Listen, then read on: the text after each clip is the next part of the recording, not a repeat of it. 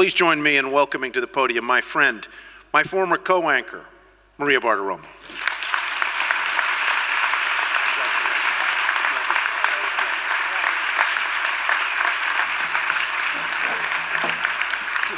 Wow, thank you so much. I am honored and humbled and so grateful to be with you and to receive this distinction tonight. I first want to thank Tyler, who has been a true professional, a mentor, a true mentor, and a friend. He's taken his time out of his busy schedule to do this tonight.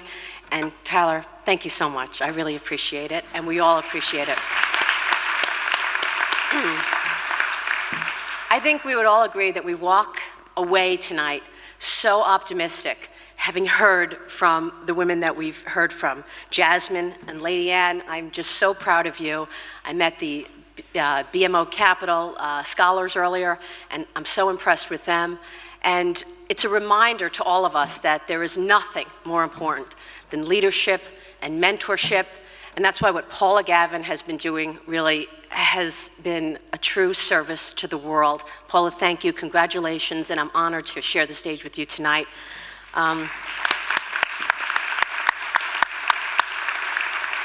I had so many mentors along my journey, and I still have so many mentors. And I started as an intern at CNN, so to Jasmine, Lady Ann, and all of the other emerging new generation of wonderful women in business today, I have my simple rules of success that I followed along the way, and I hope that it could be helpful to you.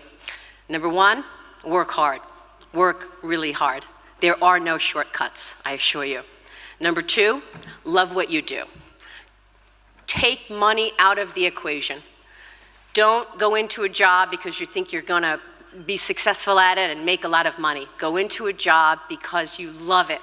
That's what you should be doing, how you follow your heart. So absolutely love what you do, so that at least you could be working really hard and loving what you do, and maybe you'll also be at the right place at the right time and get a little luck as well, which is also, as we know, a part of this. And number three, do the right thing. Don't try to do the right thing, just do the right thing. We all know when we're faced with a dilemma in our hearts, what's the right thing and what's the wrong thing. Because no matter where you go, the US, Brazil, China, Europe, Asia, Merrill, Morgan, whatever it is, no matter where you go, there's only one thing that will follow you wherever you go, your reputation. So protect it. That's my advice to you. I want to thank all of my friends at CNBC for creating an environment for me for 20 years where I was encouraged to work as hard as I could and be the best that I could. Thank you for that. I want to thank, in particular, Mark Hoffman, the CEO of CNBC, for giving me the opportunity to work at a job that I absolutely love, that I get up every morning and I can't wait to get to. Mark, thank you so much for the opportunity. I want to thank my family for always supporting me. And I want to thank my husband, Jono, who has been pushing me forward from the day I met him. Thank you, sweetheart. And I want to thank the financial women's and the financial women's of the world, financial women of the world, and the Financial Women's Association. And for you, I have a story. When I first started broadcasting on the floor of the exchange, there was a bit of a debate about whether the media should be there.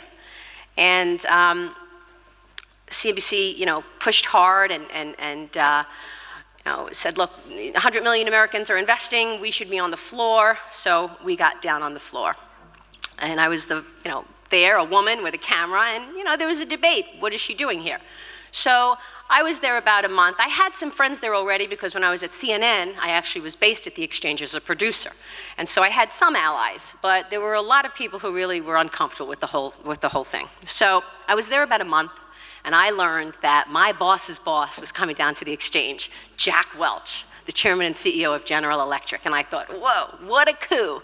My boss's boss is coming to the exchange, and I'm going to be the one to be able to show him around, take him to the post, show him how the money is moving here, and how the specialist makes a market in the stock. And the specialist, George, was really very good to me when I first got down there, and he took me under his wing and he showed me how they make a market and where the business is coming from, and I thought, great, I'll have George do the same thing for Jack. So I was only there about a month. I'm 24 years old. And I walk over to the post where George is to say to him, look, Jack is coming next week. Is it okay if I bring him by?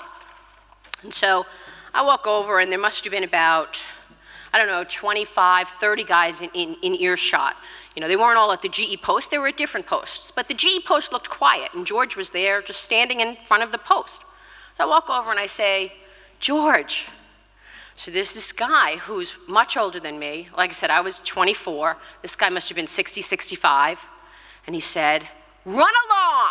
Do not come back here. I don't want to see you here again. This is not going to go on your little TV show.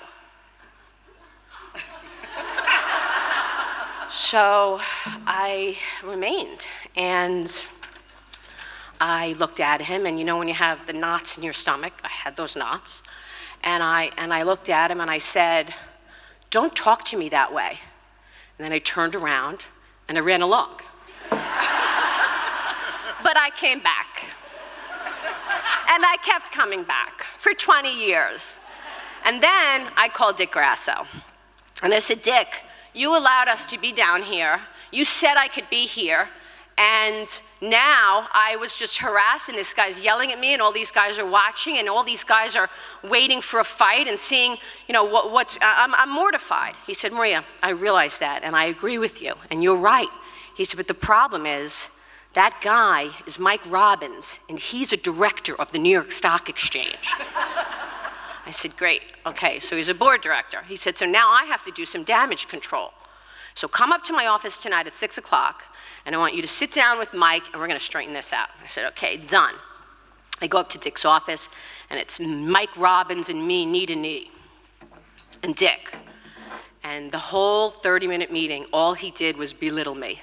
I don't know about your little TV show, but I'm doing real business. Don't come around me. Do not look at me. Don't ever come near the GE Post again.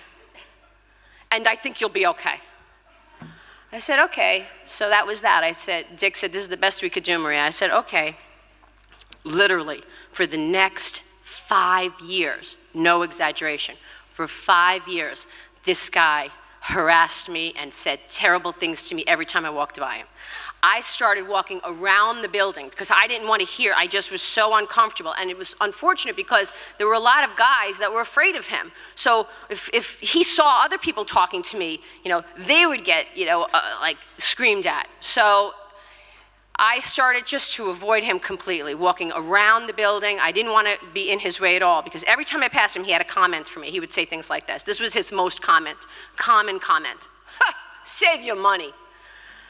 In other words, save your money. You're not going to amount to anything, so you better save your money. So I would just say, and just keep walking. So fast forward a few years, now it's the dot-com bust, okay? It's 1999, the year 2000, the market is crashing. Everyone's losing money. Anything with the dot-com associated is just coming down. I had to go on the air immediately, and I had to get to my shot. I didn't have the luxury to walk around the building, so I had to go right there in front of him. And so I was walking to my shot, and there's Mike Robbins, and he says, ha, save your money. I was so mad. I looked at him, I said, no, you save your money. I thought, good, take that. I felt like, okay, perfect, I got him back. I went on the air. So anyway, he just didn't want me or the media down there. Eventually, fast forward a few years, Mike Robbins left the floor. I was so relieved when he left the floor. And years later, I ran into him at a party, actually. And he came over to me, and he said to me, Maria, I want to shake your hand. I want you to know that I'm sorry for giving you such a hard time over so many years. I haven't seen your little TV show, but I do read your column in Business Week, and you're doing a good job. And I said, thank you, Mike. And I shook his hand. I said, it's okay. So long story short, this award tonight is for the women of financial services, the women that have worked hard to earn a seat at the table, who've owned their craft. Nobody gave you that seat. You earned that seat. Congratulations to you. Thank you for including me in this illustrious group.